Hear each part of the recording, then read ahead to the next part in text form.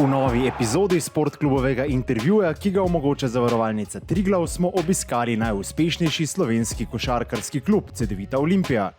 Zavarovalnica Triglav in Cedevita Olimpija sta dolgoletna partnerja, ki v svojem sodelovanju veliko pozornosti posvetita trajnostnemu razvoju in varni prihodnosti. Cedevita Olimpija skozi različne projekte skrbi za lepši jutri, skupaj z zavarovalnico Triglav pa v sklopu projekta Zavarujmo prihodnost ustvarja varnejšo prihodnost vseh generacij. Pri nastajanju prispevka so se ves čas odpirale nove zanimive teme, zato bo paleta sogovornikov tokrat široka. Pogovorili se bomo s športnim direktorjem in nekdanjim odličnim košarkarjem ter dolgoletnim slovenskim reprezentantom Sanijem Bečirovićem o duševnem zdravju in pomembnosti slednjega tako pri športu kot tudi v vsakdanjem življenju. Bo veliko zanimivega razkrila psihologinja Katarina Martinović. Za konec pa se bomo pogovorili še z direktorjem Cedevite Olimpije Davorjem Užbincem, ki se bo dotaknil sponzorstev, partnerstev in marketinga v profesionalnem športu. Številni projekti, s katerimi v klubu skrbijo za lepšo prihodnost, zasledujejo pomembne trajnostne cilje, kot so partnerstva za doseganje ciljev, zmanjšanje neenakosti in odprave revščine in so pomemben doprinos k projektu Zavarujmo prihodnost in varnejšemu jutri. Sani, za začetek eno aktualno vprašanje. Kam gre evropska košarka? Pa evropska košarka gre v bistvu v eni dost atletski smeri, torej predvsem vidimo, da vse ekipe, če gledamo zdaj Euroligo, prednjačijo v elementu atletike in mislim, da ne bo trajalo dolgo, preden, ne bom rekel, se izenačimo z NBA-om, zato ker NBA ne glede na vse ima večji bazen, od koder lahko izbira in želja vsakega, ki se ukvarja s košarko, je, da enega dne zaigra v NBA-u, ampak mislim, da je Euroliga in nasplošno evropska košarka na dobri poti, da se ta gap, razmak med NBA-om in Evropo nekako še nekoliko zmanjša. Ste glavni kadrovni kluba z veliko izkušnjami iz tujine. Zdi se, da je v današnjih časih zelo značilno za vse klube, da imajo multikulturno slačilnico. Razmišljate ob podpisu igralca tudi o tem, kako se bo sam vključil v okolje, tudi o tem, iz katerega okolja prihaja? Absolutno, mislim, to je osnova našega posla, mojega dela, torej to kadrovanje in vse informacije, ki spadajo zraven igralca, preden ga podpišemo, preden ga pripeljemo v naše vrste. Predvsem je treba razumeti, da je to danes postal veliki biznis in da igralci dosti menjajo klube. Naša želja je pa, da nekako najdemo kontinuiteto tudi glede tujcev, ki jih izbiramo, kajti res si želimo, da tako kot je bilo v preteklosti recimo z Hopkinsom, letos z Jogijom, da dejansko ostanejo fantje z nami na daljši čas, kajti samo tako lahko, bom rekel, v nekem okolju dajo tisto maksimalno svojo vrednost. In sigurno je, da enkrat se odločimo za igralca, vemo o njem marsikaj oziroma skoraj vse. Cedevito Olimpijo skušate zelo razvijati tako na kot izven igrišča. Glede na vaše izkušnje iz tujine lahko primerjamo ta klub z ustrojem kluba, kjer ste v preteklosti igrali s tujino. Kako visoko na lestvici razvitosti kluba lahko trenutno uvrstimo Cedevito Olimpijo? Pa mislim, če pogledamo samo 3 leta nazaj, ko se je zgodba dejansko na novo začela postavlja z združitvijo z Cedevito iz Zagreba in pa Olimpijo, mislim, da smo v 3 letih naredili ogromno, kajti 3 leta nazaj noben ni verjel v ta projekt. Kot prvo, imel sem velike težave pri novačenju igralcev, ne samo tujcev, ampak tudi domačih igralcev, ki so takrat pristopili potem k projektu. In če pogledamo res nazaj, mislim, da smo v tem trenutku lahko izredno zadovoljni, saj nam je uspel velik korak, da po organizacijski plati se lahko kosamo z, bom rekel, sigurno večino evroligašev. Če pa pogledamo domače okolje, ABA ligo in pa Eurocup, smo pa sigurno pri samem vrhu, kar se tiče organizacije kluba. Greva zdaj na vpliv rezultatov. Ko so rezultati dobri, je lahko stopiti pred kamero, zelo lahko dati intervjuje. Kako pa nekako vi ekipo pomirite, ko ne gre dobro? Kako, naprimer, takrat zmanjšujete osebni pritisk, da vas ne zanese? Mislim, moje načelo je vedno bilo, da je v športu potrebno dosti potrpežljivosti. Še posebej v današnjem času, ker res govorimo o velikih vložkih, govorimo o velikem pritisku, kjer domala vsi zahtevajo instant uspeh, instant rezultat. In ko se zadeve zalomijo ali pa ne grejo po začrtanem poti, planu, potem mislim, da je potrebno vedno narediti korak nazaj, se oddaljiti od samega problema, si vzeti čas za razmišljanje, kajti dosti krat se nam zgodi, da bolj razmišljamo o tem problemu, manj rešitev vidimo in ravno to je tista moja, bom rekel, vloga, kjer si lahko privoščim, da se malce oddaljim, ne samo od parketa, ampak generalno tudi od cele zgodbe in si na tak način vzamem čas za razmišljanje, ker se potem, bom rekel, rešitva ponudi sama po sebi ali pa se zgodijo neke določene stvari, s katerimi si lahko pomagamo. Ne? Tako kot je lani bilo, recimo, kot sva že prej omenila, kadrovanje, v pravem trenutku so se odprle prave opcije za naš klub in v tistem momentu se mi zdi dosti realno narediti neko potezo. Nisem pa pristaš tega, da za voljo pritiska, bodisi navijačev, okolja, uprave, trenerja, moreš kadrovati, zato ker to menim, da je dostikrat napačno in še enkrat ponavljam, s korakom nazaj se dostikrat ponudi kakšna rešitev sama po sebi.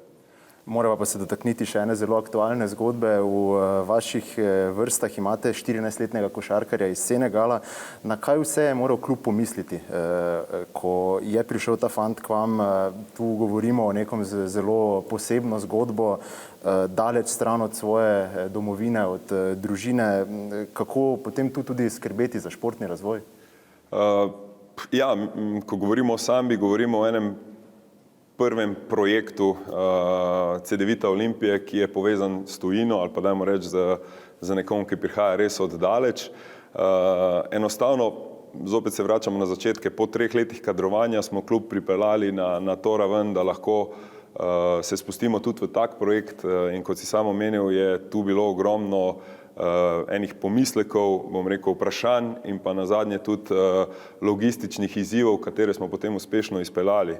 Enostavno Samba je 14-letnik, ki prihaja iz Senegala, upisan je na SUAŠ, torej naš partner že vrsto let, s katerim super sodelujemo in kar se tiče izobraževanja, oni skrbijo ravno za ta del, da ga učijo slovensko, kajti menimo, da je zelo pomembno, da se otrok ali igralec čim prej adaptira na okolje in zato smo mi tukaj, da mu pomagamo v bistvu ta prestop nekako iz svojega okolja v novo okolje olajšati. Ko zopet govorimo o Sambi, ne moremo mimo njegovega skrbnika, to je Lojze Šiško, ki je res na vseh področjih zelo, zelo aktiven. Sambi pomaga ne samo pri šoli, pomagamo tudi pri spoznavanju Ljubljane, dodali smo mu tudi nutricionista, ki ga uči, kaj je dobro za njega, kaj je pravilno za športnika in ne samo športnika. In pa potem normalno to vključevanje v družbo in pa odnos, ki ga mora imeti ne samo v klubu, ampak tudi zunaj. Tako da, še enkrat ponavljam, Samba je izredno pozitiven, nasmejan, odgovoren fant in zato je tudi odločitev padla, da se odločimo za ta korak in upam, da bomo v prihodnje res doživeli oziroma dočakali, da bo Samba tudi del prve ekipe, kajti s tem bi pokazali, da je odločitev bila pravilna in bi lahko kadrovali še naprej z mlajšimi igralci. Tu se zdaj morda odpira še eno vprašanje, na kakšen način predvsem te mlade športnike vključujete v novo okolje, kaj to pomeni tudi morda za njihove soigralce v klubu, je to doprinos tudi k neki osebnostni rasti?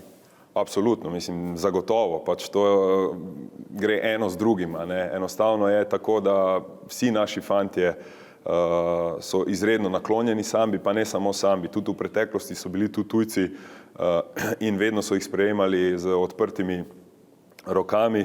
Mislim, da ko govorimo o športu, je šport eden tistih orodij, kjer ne poznamo rasizma, kjer ne poznamo, ne vem, političnih razlik in tako dalje. Enostavno gre za enakopravnost v vseh pogledih, kajti ko enkrat stopiš v garderobo, si del družbe, si del fantov in tu obstajajo pač ta nepisana pravila, katere se zelo hitro naučiš in mi, ki smo pa izven tega garderobe, smo pa tisti, ki skušamo učiti te fante ravno tisto, kar je pomembno na igrišču, predvsem pa kar je pomembno izven igrišča.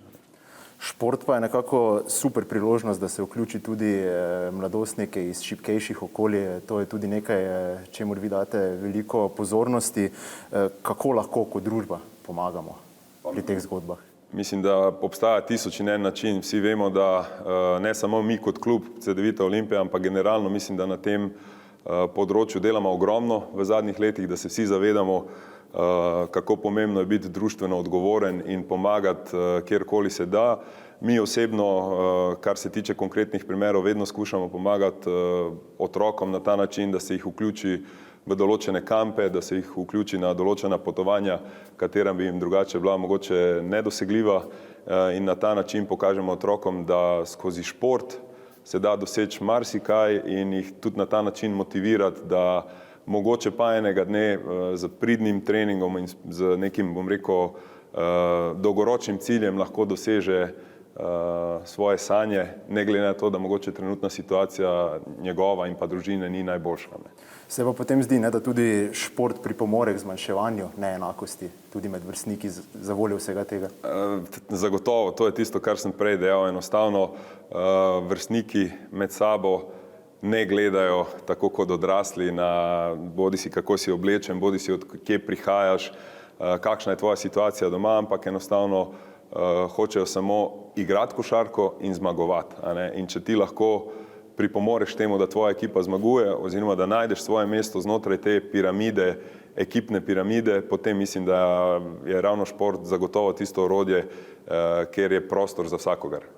Za konec pa še, kako vi čutite oziroma vidite sodelovanje v sklopu projektov, kakršen je ta projekt Zavarovalnice Triglav Zavarujemo prihodnost, ta spodbuja k aktiviranju posameznikov, skupin, klubov, podjetij v skladu s cilji za boj za trajnostno delovanje družbe?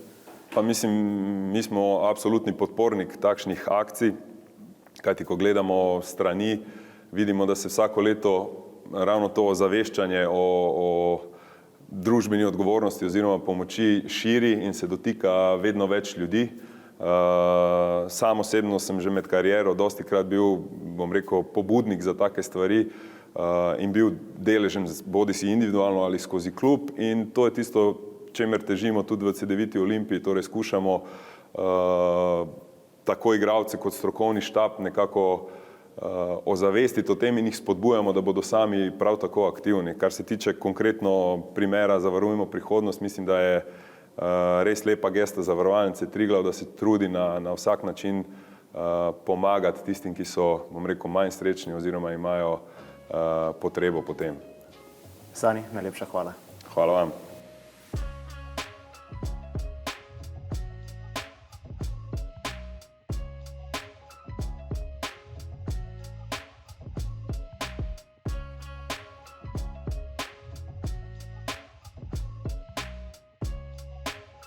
Katarina, pozdrav.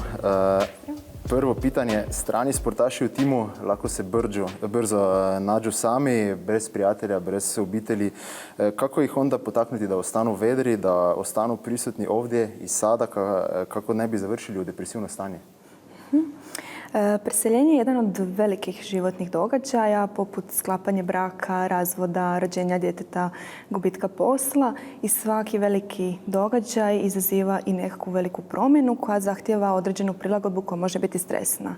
Kada pričamo o stresu, jako je važno kakvu perspektivu imamo prema tom izvoru stresa. Dakle, ako ga percipiramo negativno, onda će tako i djelovati na nas.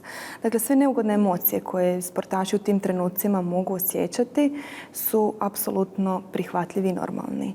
Ono što na čemu radimo je da upravo budu u kontaktu s tim negativnim, neugodnim osjećajima i da zapravo ih prihvate i lakše se nose s njima.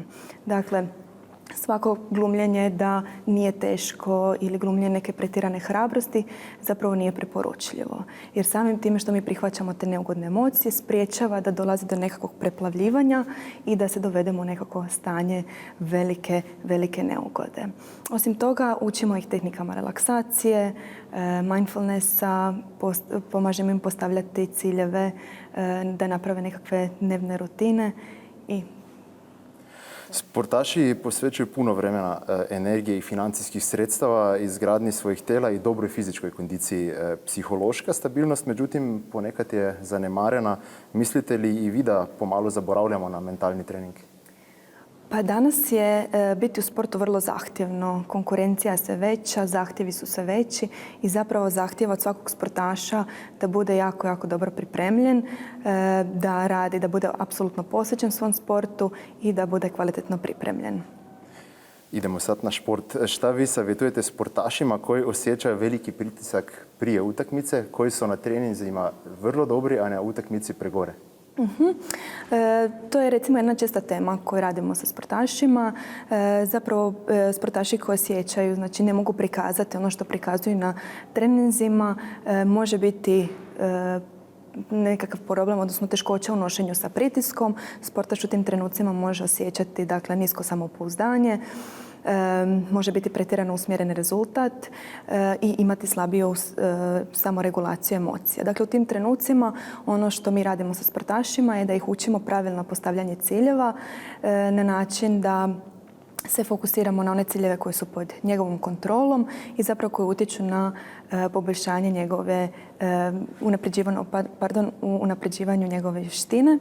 Isto tako radimo učimo ih kako da bolje reguliraju svoje emocije, učimo ih kako svojim razmišljanjem mogu utjecati na to kako se osjećaju, učimo im tehnika relaksacije kao što su trbušno disanje, usmjereno disanje, mindfulness i učimo i različitim tehnikama samopouzdanja da budu što samopouzdaniji i da zapravo na utakmicu dolaze u optimalno stanje kada im je fokus najbolji i kada zapravo imaju najbolju izvedbu. Kada je pravi trenutak za savjetovanje s psihologom već u tinejdžerskim godinama i kako skupiti hrabrost za taj čin? Pogotovo se radi o mladom sportašu, kako nas okolina ne bi gledala popriko. Literatura kaže da je dobar početak nekakva rana adolescentska dob, međutim sve ovisi o zrelosti sportaša. Rad sa mladim sportašima je drugačiji od rad sa odraslim sportašima. Recimo, nama je prije svega u tim razdobljima najvažnije raditi sa trenerima i roditeljima i zapravo učiti njih kako da oni kroz svoje ponašanje razvijaju poželjne mentalne vještine. Dakle, ono što radimo sa trenerima je da ih učimo kako da zahtjeve treninga prilagode razvojnim zahtjevima mladih igrača. Isto tako radimo sa trenerima i roditeljima na unapređenju komunikacijskih vještina, ali isto tako i na postavljanju realnih očekivanja prema djeci, koje zapravo često mogu biti izvor pritisaka u toj dobi, koje posljedično negativno utječu na sportski uspjeh, ali i na ostanak mladih sportaša u sportu. Smatrate li da je navedeno još uvijek tabu tema? Pa iako danas društvene mreže i mediji pozitivno govore o mentalnom zdravlju, smatram da se i dalje misli da ako ideš kod psihologa si lud ili imaš nekakvih poteškoća i zapravo teško se priznaje da se ide kod psihologa. Recimo kada imamo karijes, ići ćemo kod stručnjaka dentalne medicine kako ne bi razmišljali da sami radimo na čišćenju karijesa, već idemo kod stručnjaka mentalnog zdravlja. Tako bi trebalo biti i sa mentalnim zdravljem. Međutim, to je još područje koje je nepoznato i činjenje što nepoznato stvara nekakav otpor. I recimo puno se priča, to jest puno se mentalnog zdravlja, odnosno rada sa psiholozima prima iz filmova, crtića, nekakvih serija i zapravo tu ima jako puno netočnih informacija i zato je jako važno da upoznamo ljude što je to psihologija, čime se psiholog bavi, da ti ne moraš imati nekakve veće teškoće da ideš kod psihologa, da jednostavno možeš biti trenutno u teškoj situaciji i ne moraš sve situacije sam rješavati. Psiholozi su motivirani, educirani da pomognu svakom pojedincu da pređu kroz to teško razdoblje i da zapravo ljudi vode kvalitetniji i uspješniji život. Vidite li možda i priliku za razbijanje predrasuda o mentalnom zdravlju u okviru održivih projekata kao što je ovaj zavarovalnice Triglav Zavarujmo prihodnost, osigurajmo budućnost, kako bi vi kazali? Apsolutno. Evo, samim pričanje o mentalnom zdravlju je vrlo važno jer mentalno zdravlje je zdravlje kao svako drugo i mentalna higijena se treba održavati kao i svaka druga higijena i mora postati dio svakodnevnog funkcioniranja. Još zadnje pitanje, koji je vaš savjet, neka vaša mala tajna svima da malim koracima pomognu sebi do boljeg zdravlja i dobrobiti? Pa prvenstveno bi potakla osobe da vježbaju zahvalnost. Mi smo previše fokusirani, mislim nam lako odu u nekakve negativne sfere, a zapravo vježbanjem zahvalnosti podsjećamo se na ono što se dobro događa, na što smo zahvalni i sretni u ovom trenutku i to pojačava ugodne emocije i pojačava lučenje serotonina što zapravo utječe na naše dobro raspoloženje. Redovita tjelovježba, prakticiranje mindfulnessa, bilo kakvih tehnika opuštanja, bivanje u trenutku i najviše od svega zapravo druženje sa nama bliskim ljudima. Katarina, hvala. Hvala vam.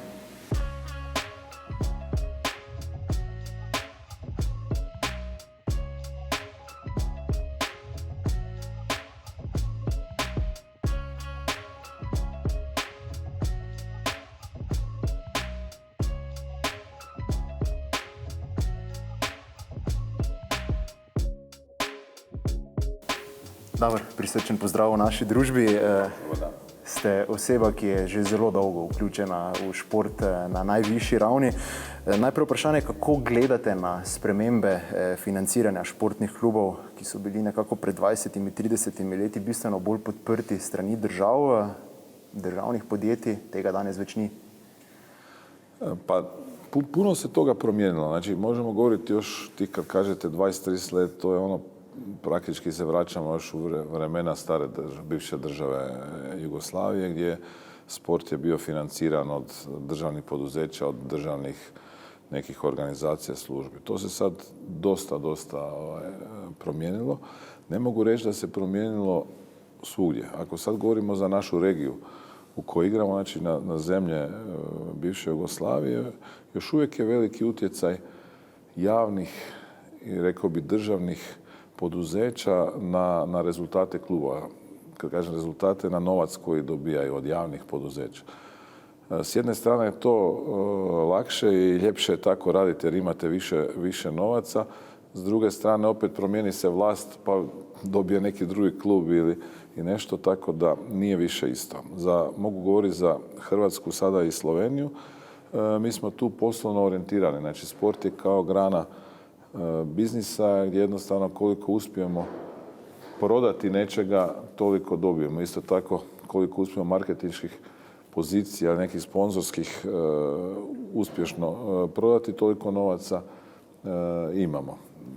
Ono što je nama nesreća, smo manja tržišta, manje broj ljudi, pa samim tim su i ulaganja poduzeća u neka sponzoriranja i marketinške aktivnosti manja nego u nekim većim tržištima. Ali na taj način je poslovno se može raditi, ali je teže doći do sredstava da budete konkurentni klubovima koji dolaze iz većih zemalja. Ali razlika je ogromna. Kako pa se je spremenil marketing v klubih vašega ranga, nekje z našega tržišča v zadnjih 10 letih? Kaj sponzorji zdaj pričakujejo oziroma kaj iščejo v sodelovanju v tem primeru s Cedevito Olimpijo? Prije je bilo, glavna je znamka, znači logo kluba da se stavi na dres ili na neku reklamu i na ledicu. Sad se to unazad dosta godina se jako puno promijenilo, pogotovo što internet i ti socijalne, digitalne mreže su puno aktivnije, puno više ljudi to prati i danas koliko god naša znamka na našem dresu ima najveću vrijednost, nekad ona nije ta koja najviše donosi. Tu su razne aktivacije, razne zajedničke aktivnosti između kluba i sponzora koje više ne idu samo na sam teren, nego se događaju i u publici i u dvorani, i izvan dvorane i u samom mjestu iz kog klub dolazi. I tu se nalaze zajednički jezici gdje jednostavno tražimo rekao bi zajedničku korist i interes kako sponzora, tako i kluba. Se vam zdi, da je v tem našem okolju v Sloveniji, pa tudi na okolju Balkana, nekako značilno za navijače, za zanimanje za klub celotnega okolja, da je vse skupaj zelo odvisno od rezultata? Tudi vi nekako opazite to? Ma da, nažalost, mi još uvijek, tu govorim za praktički, kako ste rekli, za cijelo okolinu Balkana, nemamo tu sportsku kulturu da podržavamo svoj klub i u dobru i u zlu. Evo, mogu reći na našem primjeru, kraj prošle sezone kad smo imali odlične rezultate i borili smo se i za polufinale Eurokapa i bili smo u polufinalu ABA lige, dvorana je bila puna. Sad počela je nova sezona, sad moramo iz početka graditi cijelu priču i opet čekati da dođu te neke odlučujuće tekme da bi imali dobre rezultate i da bi odmah se dvorana popunila. To je jedan, ja bih rekao, proces kojim se mi smo se počeli baviti, bavit ćemo se. Međutim, to moramo ciljati na najmlađu publiku i od njih odgajati i educirati ih i učiti šta znači voliti svoj grad, voliti svoj klub, voliti svoju, ovu sad našu zelenu baru i da budu povezani s njima i da dolazimo i uživamo na tom događaju na utakmici. Mi smo već prošlo leto htjeli promijeniti, mijenjali smo neke stvari, pokušavamo pomalo mijenjati da od same utakmice, od samog dohodka ne radimo da je to samo tekma, nego da je to cijeli jedan event i da naši navijači dođu na utakmicu i da se ugodno i dobro osjećaju. Da li mi pobjedili ili izgubili, važno je da naši igralci daju sve od sebe da se bore i da to naši gledaoci cijene. Velika je stvar bila sad na jednoj od tekmi kad smo izgubili, igrali smo u Tivoliju protiv FNP-a i gdje zbilja smo imali loši rezultat. Međutim, igralci su se jako borili i publika je poslije tekme ostala i pozvala ih iz slačionice da se vrate, da ih pozdrave i dala im podršku. To je jedan način u kom pravcu bi trebali ići u jednoj budućnosti, da budemo to povezani i kad se gubi da igrači znaju da imaju podršku. Naravno, da to bude u što većem mogućem broju. Zdaj se bomo pa dotaknila nekih drugih tem. Kakšno odgovornost do družbe čutite kot direktor enega največjih športnih brendov v tem delu Evrope? Velika je odgovornost. Ja tu neću govoriti samo o našem klubu, od Cedevita Olimpiji, nego generalno moramo govoriti o svima koji rade u sportu. Pogotovo sport na profesionalnom visokom nivou, a Cedevita Olimpija je jedan od najuspješnijih i najvećih slovenskih klubova, u košarci i regionalnih klubova sa, možemo reći, značajom i rezultatima u Europi, ima veliku ulogu. Ali tu nije samo naš klub. Cijeli sport ima veliku ulogu i veliki značaj gdje može utjecati na one koji ga prate. Može jako puno poruka poslati gdje može mladima pogotovo usmjeriti na neki način život i pokazati im dobre stvari života. Tako da sport ima tu jednu odgojnu metodu, jednu značaj koju baš svojim porukama mora imati ulogu u društvu da pokaže šta je jedan ispravan put. I sama uloga tu da mi pravimo već da djecu uvedemo na jedan zdrav način, ispravan, sad neko će reći idite u kulturu ili nešto drugo, ali opet mislimo da sport ima značaj za življenje, ima veliku ulogu, već da napravimo tu nešto, napravili smo puno. V sklopu partnerskega sodelovanja z vašim sponzorjem, zavarovalnico Triglav, ste se pridružili trajnostnemu projektu Zavarujmo prihodnost. Zakaj se vam zdi pomembno sodelovati v takšnem projektu oziroma v takšnih projektih, kot je recimo Zavarujmo prihodnost, v katerega ste aktivno vključeni kot ambasadori, tudi v cilju odprave revščine? Nama je velika stvar sudjelovati u tome i kao klub pokušavamo biti što je moguće više uključeni u takve aktivacije. Ovo sa zavarovalnicom Triglav, Zavarujmo prihodnost, je jedan izvrstan projekt gdje može se puno toga napraviti. Mi imamo naprijed jednu situaciju da to je i na neki način dio projekta, dio sa strane. Imamo jednog igralca kad je 15 let prišao iz Senegala, mali Samba, i koji je sad, zamislite, cijelu kulturu, cijeli način života koji je promijenio i sad mi njega odgajamo, usmjeravamo i on bu jutri, ja velim, on bu Slovenac. Mislim, malo bu druge barve, ali je pravi. Sad već on ide tu u školu, uči slovenski, trudi se i ima takav dobar karakter, da smo ga svi na neki način zavoljeli i to je jedna dobra poruka za svima. I to je recimo takav samo jedan mali dio toga je gdje mi smatramo to dio sudjelovanja u tome. Puno nas veseli. To nam je baš nešto što je jako, jako lijepo. A takvih ima dosta drugih primjera. Kako pa sicer gledate na sponzorska sodelovanja? Gre tukaj za neko partnerstvo, za sodelovanje na samo določenih skupnih projektih ali tudi na grajenju in udejanjanju skupnih vrednot tako sponzorja kot vas kot brenda? To je sama sponzorska pogodbe i to je specifično. Mi pokušavamo zajedno, gledamo svakog sponzora kao partnera. Svaki naš sponzor je partner klubu, prijatelj klubu i tražimo zajedničke načine kako naći njemu zadovoljstvo u svemu i kako naći nama da mi u svemu tome imamo što je moguće bolja sredstva i bolje odnose njih prema nama. Vrlo je to danas postala kompleksno jer svi gledaju kako što moguće više kvalitetnije od svega toga uraditi.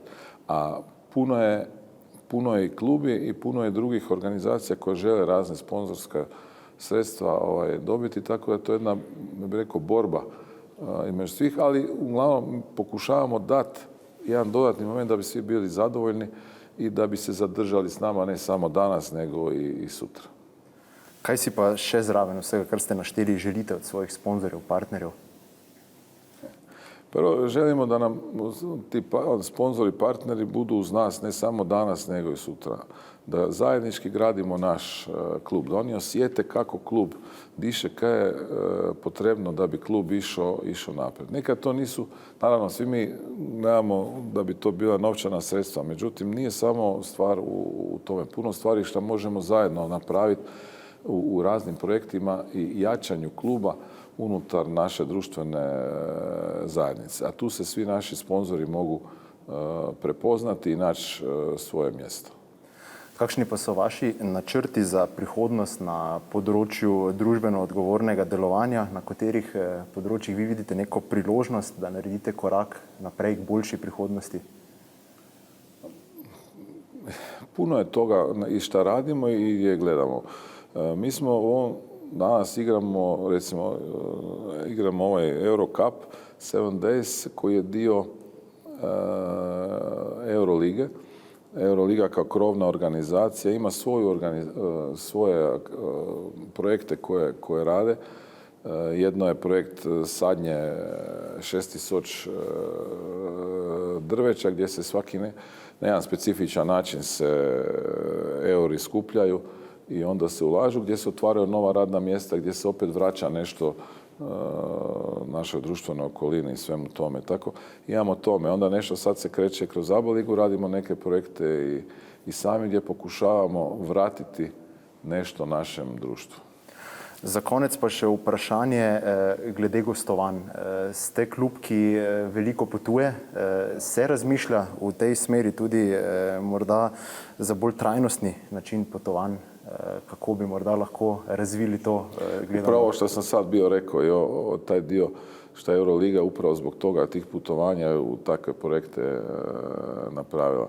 Naravno, teško je danas reći sad nećemo se voziti avionom ili autobusom ili nećemo putovati i igrati. Mislim, onda je najbolje da sjednemo svi uz kompjuter, igramo igrice. Ali to jednostavno ne ide. Ali moraju se naći načini gdje jednostavno ono što napravimo, nazovimo loše, što smo potrošili neke